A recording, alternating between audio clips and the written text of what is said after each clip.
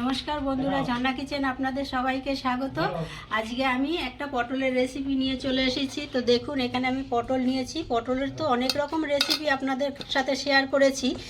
আজকে চিংড়ি মাছ দিয়ে পটলের একটা রেসিপি শেয়ার করব, যার স্বাদ হবে অতুলনীয়। আর বিয়েবাড়ির তো আমি যেইভাবে বলছি ওইভাবে যদি আপনারা পটল রান্না করেন তাহলে অনুষ্ঠান বাড়িকেও হার মানাবে। তাই দেখুন, এখানে আমি পটল নিয়েছি 500 গ্রাম। পটলটাকে ছাড়িয়ে নেব।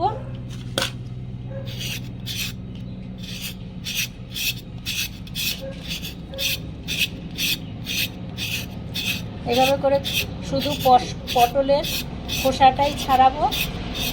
পটলগুলো সব ছাড়ানো হয়ে গেছে। এবারে একটু জল দিয়ে ভালো করে ধুয়ে নেব।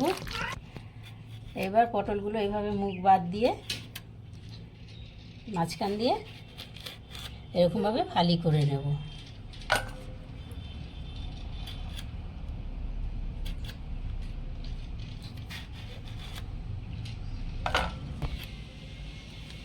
সব পটলগুলো আমার কাটা হয়ে গেছে, দেখুন সব। আর এই যে চিংড়ি মাছ নিয়েছি, চিংড়ি মাছটা অল্প একটু লবণ আর হলুদ মাখিয়ে নেব। এই যে পটলেও লবণ দিয়ে দেবো স্বাদ মতো, আর দেবো 1 চামচ হলুদ দিয়ে ভালো করে মেখে 10 মিনিটের জন্য রেস্টে রেখে দেব।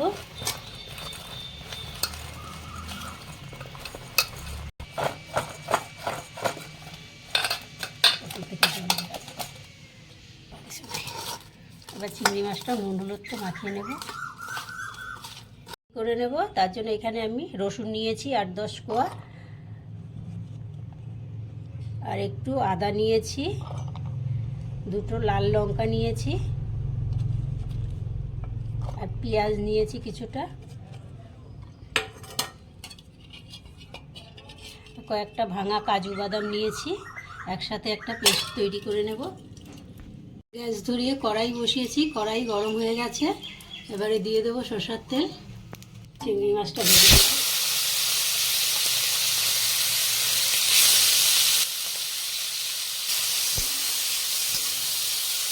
হালকা করে ভেজে নেবো, খুব বেশি লাল লাল করে ভাজবো না, তাহলে চিংড়ি মাছ শক্ত হয়ে যাবে।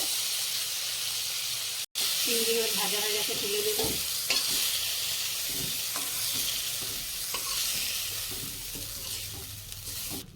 ওই কড়াইতেই তেল দিয়ে পটলগুলো ভেজে নেব।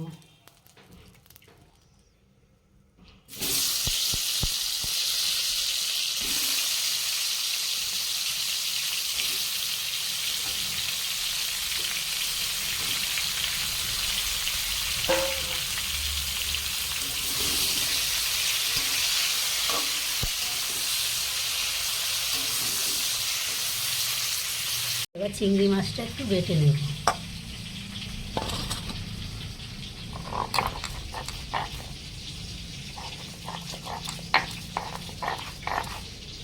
আমি শিলে বাটছি, আপনারা চাইলে মিক্সিতেও বেটে নিতে পারেন।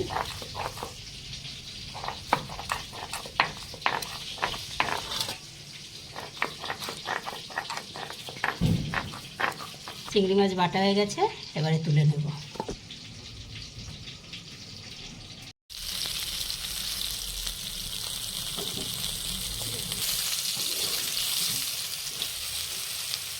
পটল ভাজা হয়ে গেছে, এবারে তুলে নেব।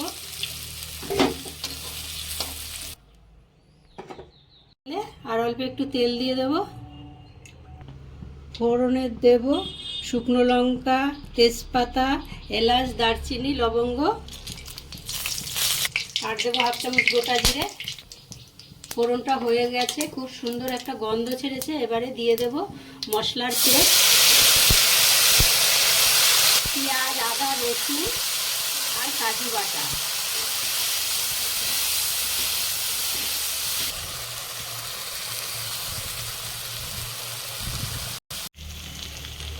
পেঁয়াজ রসুনের কাঁচা গন্ধ চলে গেছে। এইবারে দিয়ে দেব 1 চামচ হলুদ, 1 চামচ জিরার গুঁড়ো, 1 চামচ ধনে গুঁড়ো, দেব লাল লঙ্কার গুঁড়ো। এখানে আমি 2টো কাঁচা লঙ্কা বেটে দিয়েছি, ঝালটা আপনারা বুঝে ব্যবহার করবেন, যে যেরকম ঝাল খেতে পছন্দ করেন। এবারে দেবো অল্প একটু কাশ্মীরি রেড চিলি পাউডার, দিয়ে ভালো করে মশলাটা কষাবো।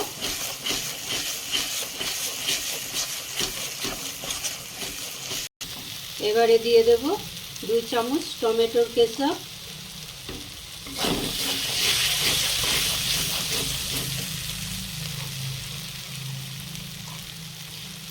আর দেব অল্প একটু লবণ।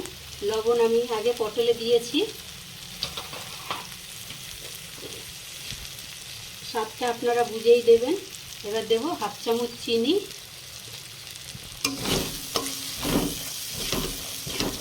একটু মশলার ধোয়া জল দিয়ে কষিয়ে নেব।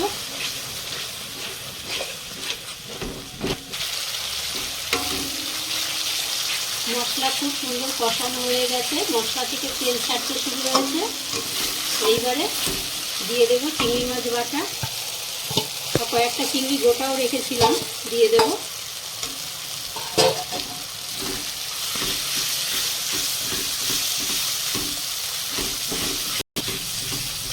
এই রান্নাটা চিংড়ি মাছ বেটেই করতে হয়, কিন্তু মেয়ের আবদারে আমি কয়েকটা চিংড়ি মাছ গোটা রেখেছি।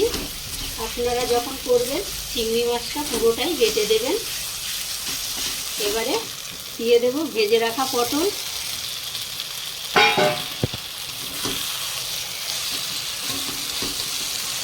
পটল দিয়ে আর একটু ভালোভাবে ভেজে নেব।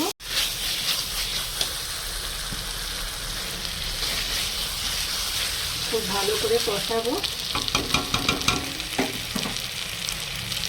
পটল কষানো হয়ে গেছে, এইবারে দিয়ে দেবো জল।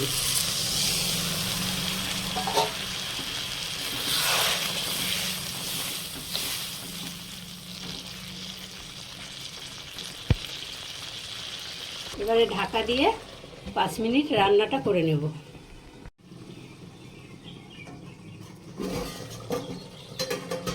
ঢাকনাটা খুলে দেখব পটলের রেসিপি কেমন হয়েছে। বাহ, খুব সুন্দর দেখতে হয়েছে, দেখুন বন্ধুরা।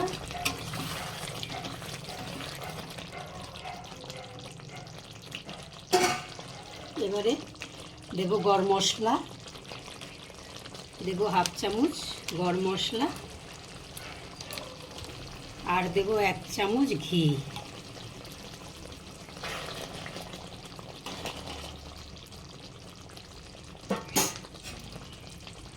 দিয়ে ভালো করে একটু মিশিয়ে দেব।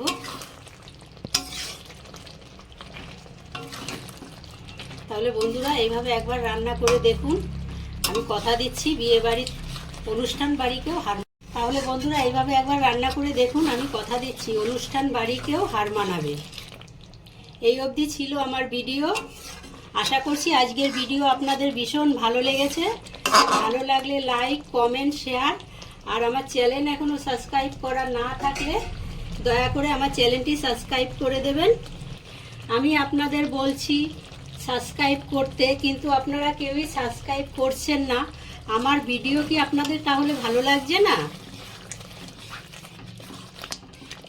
পাশে থাকা বেল বাটনটি অন করে দেবেন।